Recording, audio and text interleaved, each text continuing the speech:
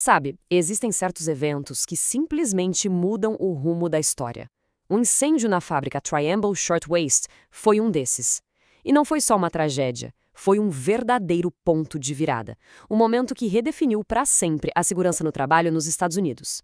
Vamos entender por que o que aconteceu naquele dia, lá em 1911, ainda ressoa tão forte hoje. 146. Guarda bem esse número, porque ele não é só uma estatística. Ele representa o número de vidas que foram perdidas. Eram pessoas, sabe? Com rostos, com histórias, com sonhos, que foram simplesmente apagados. E o mais chocante de tudo, isso tudo aconteceu em apenas 18 minutos. 18! Em menos tempo que o intervalo para o almoço, um prédio que era visto como super moderno, bem no coração de Nova York, se transformou numa armadilha mortal. Essa citação de uma testemunha ocular arrepia. Descreve o horror em estado puro.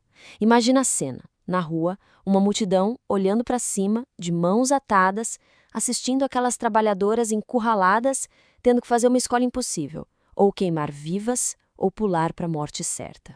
Tá, mas como é que isso pôde acontecer? A resposta, infelizmente, é muito clara. Esse desastre não foi um acidente. Foi, na verdade, o resultado inevitável de um sistema que colocava o lucro acima de absolutamente tudo, inclusive acima da vida humana. E quem eram essas vítimas? A grande maioria, mulheres muito jovens. Imigrantes, que tinham vindo para a América sonhando com uma vida melhor. Muitas delas eram só adolescentes. Mas, em vez do sonho americano, elas encontraram a morte, justamente no lugar que deveria garantir o seu sustento. E aqui a gente vê a ironia cruel da situação. O edifício Asher era vendido como o que havia de mais moderno, anunciado aos quatro ventos como a prova de fogo. Só que essa promessa de segurança era, na verdade, uma mentira. A realidade lá dentro era uma sweatshop, no pior sentido que essa palavra pode ter. Condições desumanas em troca de um salário de miséria. Mas, é muito importante entender uma coisa. Essas mulheres não eram vítimas passivas, que aceitavam tudo caladas, elas lutaram. Em 1909, elas participaram de uma greve gigantesca, a Revolta das 20.000. E o que elas pediam era o básico: salários melhores, jornadas de trabalho justas e, principalmente, segurança. E qual foi a resposta dos donos da Triangle? Eles se recusaram a ceder. Pior, chegaram ao ponto de contratar capangas para intimidar e até agredir as grevistas. Eles deixaram bem claro que a segurança das funcionárias não era, nem de longe, uma prioridade para eles. E isso nos leva de volta para as condições da fábrica. O lugar era literalmente uma armadilha só esperando para ser acionada. Vamos ver os detalhes que tornaram essa tragédia praticamente inevitável. O cenário era de uma negligência que beirava o crime. Tinha pilha de retalho de tecido que é super inflamável por todo lado, as máquinas de costura eram tão próximas umas das outras que mal dava para passar. Sprinklers não existiam, simulação de incêndio nunca fizeram. A única mangueira de incêndio que tinha lá estava podre, com a válvula toda enferrujada. E agora, a gente chega no ponto central, na decisão mais inacreditável e mortal de todas. As portas de saída eram trancadas durante o expediente. A desculpa? Evitar que as funcionárias roubassem retalhos ou linhas. A consequência? As trabalhadoras estavam presas numa ratoeira. E então, em 25 de março de 1911, já no finalzinho do dia, a faísca que todo mundo temia apareceu. E o inferno começou. Eram 4h40 da tarde. Uma faísca, talvez de um cigarro, caiu numa daquelas cestas de retalhos no 8º andar. Com tanto material inflamável espalhado, tecidos, moldes de papel, até poeira de algodão no ar, aquilo não foi um incêndio comum. Foi uma verdadeira explosão de fogo. E aqui a injustiça fica ainda mais evidente.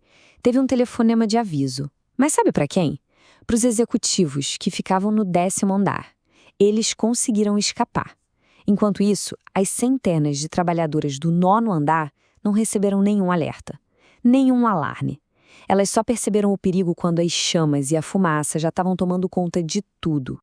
O pânico tomou conta, e o que veio a seguir foi uma cascata de falhas.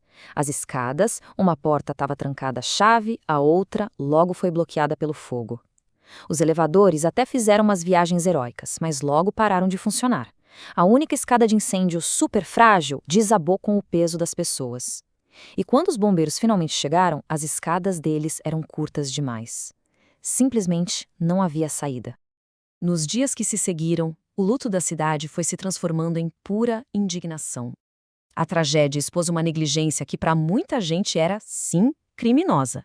Mas, como a gente vai ver, a busca por justiça seria um caminho bem longo e frustrante. A revolta foi gigantesca. 350 mil pessoas. Esse foi o número de gente que marchou em silêncio pelas ruas de Nova York em protesto. Foi uma procissão fúnebre enorme. Um protesto silencioso, mas que fez um barulho ensurdecedor. Com toda essa pressão pública, não teve jeito. Os donos da fábrica, Max Blank e Zach Harris, foram levados a julgamento. A acusação era de homicídio culposo, ou seja, eles teriam que responder pelas 146 mortes. E o resultado do julgamento? Inocentes. Foram absolvidos de todas as acusações. A defesa conseguiu convencer o júri de que a promotoria não conseguiu provar que os donos sabiam que a porta estava trancada naquele exato momento. Uma brecha na lei que permitiu que eles saíssem livres. Se a justiça criminal falhou, a compensação financeira foi um verdadeiro insulto. Dá uma olhada nessa disparidade. Num processo civil, as famílias das vítimas receberam $75 por vida perdida. Enquanto isso, os donos da fábrica receberam da seguradora algo em torno de $400 por morte. Basicamente, eles lucraram com a tragédia. Para as famílias, não sobrou justiça nenhuma. Mas a história não termina nessa injustiça toda. Porque das cinzas dessa tragédia horrível, nasceu um movimento muito poderoso por mudança. Um legado que, de certa forma, continua a proteger trabalhadores até hoje. Uma figura central nessa mudança foi Frances Perkins. Ela viu o horror daquele dia e aquela experiência a transformou. Perkins dedicou o resto da vida à causa da segurança no trabalho e, anos mais tarde, como a primeira mulher a ser secretária do Trabalho dos Estados Unidos, ela foi a arquiteta de muitas das proteções que hoje a gente considera básicas. O incêndio foi o catalisador que faltava. A mudança se tornou impossível de adiar. Nova York aprovou dezenas de novas leis de segurança, tornando obrigatórios itens que hoje parecem óbvios, como sprinklers e saídas de emergência sempre destrancadas. A tragédia também fortaleceu demais os sindicatos, dando a eles uma nova legitimidade e muito mais poder de barganha. No fim, a lição trágica do incêndio da Triangle é muito clara. Segurança no trabalho não é um favor, é uma conquista que exige vigilância o tempo todo. E a pergunta que continua ecoando mais de um século depois é essa: como a gente garante que a lição que custou 146 vidas jamais seja esquecida?